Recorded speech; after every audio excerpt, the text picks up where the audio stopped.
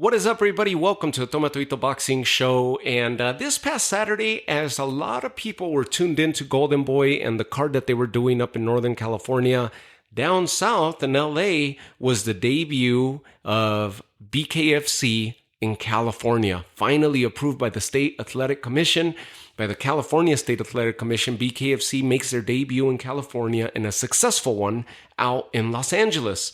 Headlined by Mike Perry. Mike Perry facing off against Thiago Alves, a former UFC fighter and a former MMA contender himself. Both Mike Perry and Thiago Alves were under the UFC banner at one point at similar times in their career. End up facing against each other. This is not the first time Thiago Alves had participated in bare knuckle fighting. And he faced off against Mike Perry, and Mike Perry took a matter of a minute to be able to pick Thiago Alves apart. He got caught with a couple punches himself, where he ended up getting cut on his left cheekbone, but he ended up taking the pain and the damage to Thiago Alves, who stops him. Thiago Alves did not want to continue and stumbles as the referee's trying to get him to continue, stumbles against the ropes, and the fight was called off. I think it was a minute. Some say it's about 40 seconds, but let's round it off. It was about a minute long of a showing for the main event. Now, the rest of the card, you had people, who's who, showing up there to witness this live event. There was 7,000 plus on hand for BKFC. Not the biggest crowd for BKFC, but it was a great showing for their first debut in the state of California. On a random Saturday night, KnuckleMania IV is deemed a success, and BKFC continues to skyrocket in their ascension as one of the top promotions in the world, not just in the US. Multiple things happened. Mike Perry, with his victory over Thiago Alves, is the face, has cemented himself as the face of BKFC. With victories over Luke Rockhold, who was the former middleweight champ in UFC, and Strikeforce. I think he even took some of his teeth out during that fight, knocked some of his teeth out. Perry did to Rockhold during their showdown. Julian Lane, victories over Julian Lane. Victory over Eddie Alvarez. People that have jumped in from other art forms to join the bare knuckle fighting championship. And Mike Perry, with this victory over Thiago Alves, has cemented himself as the face of the BKFC. Hands down. No arguments there. The co-main event had Mick Tirrell finding himself successful as he put his heavyweight title on the line against Lorenzo Hunt.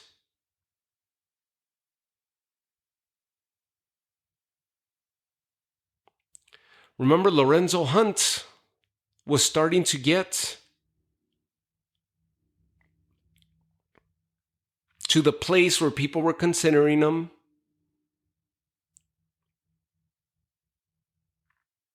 a GOAT of bare knuckle fighting. Lorenzo Hunt could not be stopped.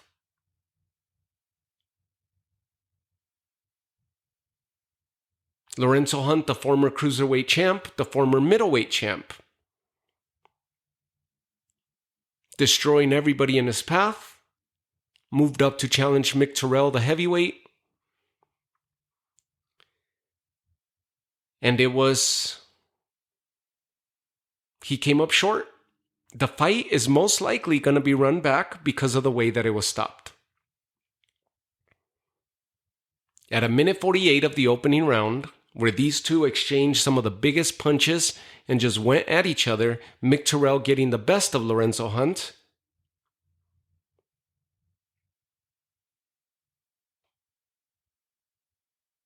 Mick Tirrell drops him with an uppercut. Lorenzo Hunt, on the fall, breaks the fall with his arm and breaks his arm as he hit the canvas, with the elbow sticking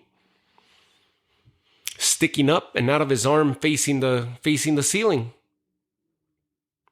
The unstoppable force of Lorenzo Hunt, who had run through the middleweight division and the cruiserweight division, ran into his match, was outpointed and dropped by Mick Tirrell, and suffers an injury as he hit the canvas. Most likely this fight will be run back, and I can't wait to see it. The BKFC, the reason that I started covering them is not just the amazing ascension that they're having on the sports world and in mixed martial arts as one of the mixed martial art forms out there, but what it has accomplished cannot go unnoticed. And it is a form of a foundation of boxing. This is bare knuckle fighting, which is to the truest base a form of boxing, the beginnings of boxing. And there's boxers that are transitioning over to here that are finding a lot of success. We've covered former champion Austin Trout, who stopped Luis Palomino and outboxed him. And on this very card, we had another former champion and former boxer who shared the ring with, you name it, Gabe Rosado and Canelo Alvarez and James Kirkland in his day, to name a few, because he has a lot more notable names in his career. He finds himself amidst a successful debut against Jerome Riggs as he knocks him out, and that is one Alfredo PERRO Angulo, who is now a BKFC fighter. We hadn't seen or heard from Alfredo Angulo in a long time. And he is back. He won a bonus knockout of the night with his stoppage over Riggs.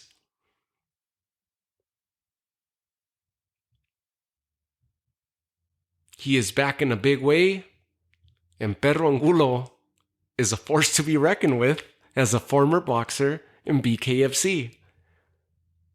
And those are the reasons why I've been attracted to BKFC, because not just the big names like Eddie Alvarez, when he challenged Mike Perry, Eddie Alvarez and Chad Mendes, Jeremy Stevens, Luke Rockhold, all these former UFC stars that were jumping over, and then we would see some boxers go in there of lesser names.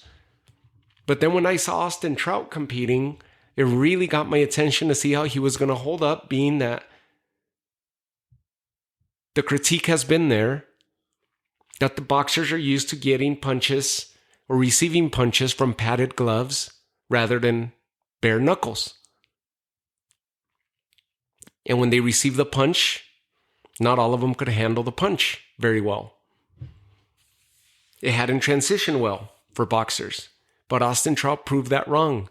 And now we have another former champion who was a big name in boxing in his heyday, in PERRO Angulo, and he is here.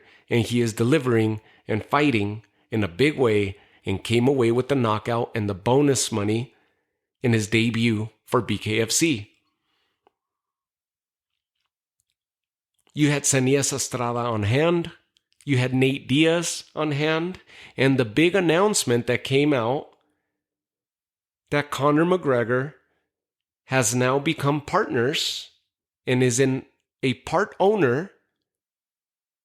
I'm not sure if it's majority or minority owner, but he is a partner with the BKFC in ownership.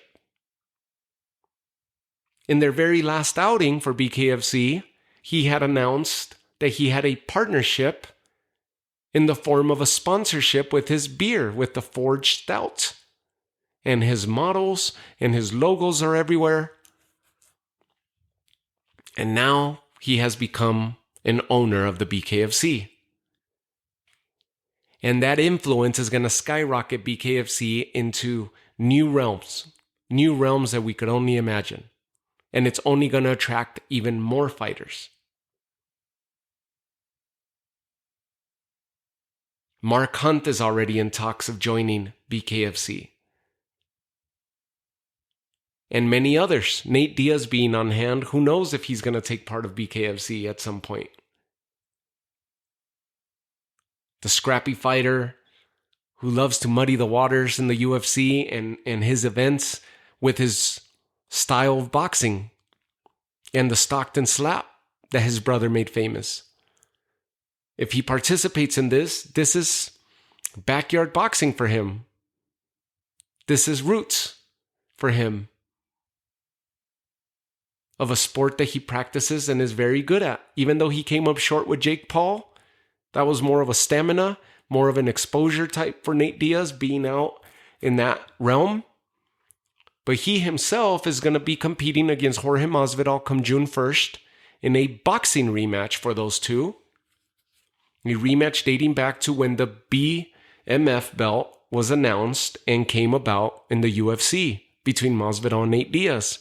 Masvidal walked away as the BMF champ, the inaugural champ, a title that we just saw Max Holloway lift from Justin Gaethje again in a freaking knockout crazy ending within the last 10 seconds where they both stand in the center of the octagon and wailed on each other, with Max Holloway catching the best of the chin of Justin Gaethje and knocking him out in crazy fashion at UFC 300.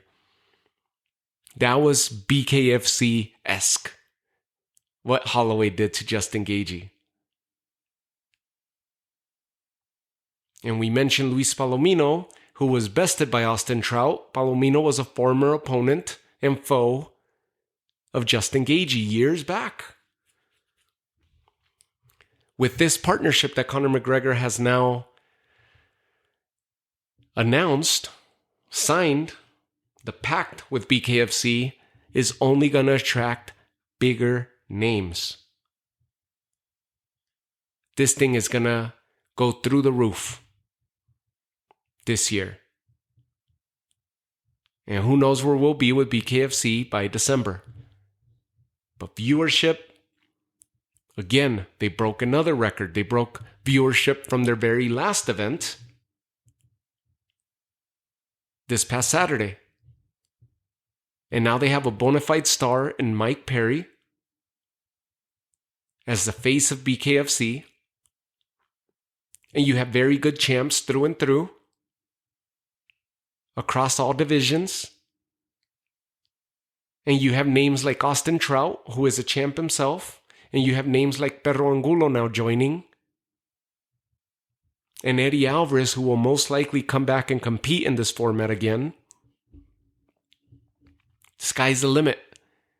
And it was an awesome event. So for those of you that were not watching Golden Boy, more than likely you were tuned in to BKFC and you were jumping out of your seat.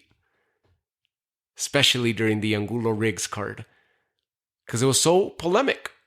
With Riggs grabbing onto Angulo's hair. And rabbit punching him. If that's not rabbit punching, I mean, that was crazy. He's just grabbing onto his braid and punching the crap out of Angulo's face. And uppercutting him. And the refs watching and not doing anything. So I got to do some research myself whether to find out if that's legal in BKFC or not. Grabbing onto somebody's hair. And if it is, well, Angulo figured it out, dealt with the pain like he always has, and delivered a knockout blow to pay back Riggs for what he was doing to him earlier in that round.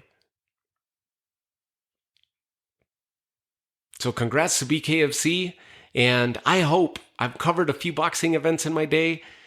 In the short time that the podcast has been around. Of course, I want to continue getting into bigger events and more events at that. Not just bigger events, but more events, getting the invite to more events. And of course, if I get a chance to do BKFC, that would be an absolute honor to be calling a fight live from BKFC like we did with Munguia Ryder to open up this year. And like we have before with when Vergil Ortiz fought, who was it? Vergil Ortiz and Maurice Hooker? Was that the fight that I was at in Texas? I can't even remember. I just remember Virgil Ortiz pulling out a victory on that one. And that was insane. I'm going to continue attending these events, and I'm going to continue doing my part to try to get the Toma Todito Boxing show involved with bigger events. And if we're able to get into the BKFC, that's another threshold, another door that we opened for the podcast and for the show to continue growing. And of course, I owe it all to you guys. As you guys continue to download and let the show grow and help the show grow, the doors are going to continue opening for us. So I thank you guys again. I'll leave you guys with that. And what an exciting weekend it was. Even though it was somewhat of a mellow one, exciting between BKFC and then for those traditionalists, well, you had boxing, right? In the form of Golden Boy with Ramirez and Barthélemy out in NorCal. And in SoCal, you had BKFC debuting for the state of California. So I'll leave you guys with that. Take care of yourselves, and I'll catch you on the very next episode. Take care.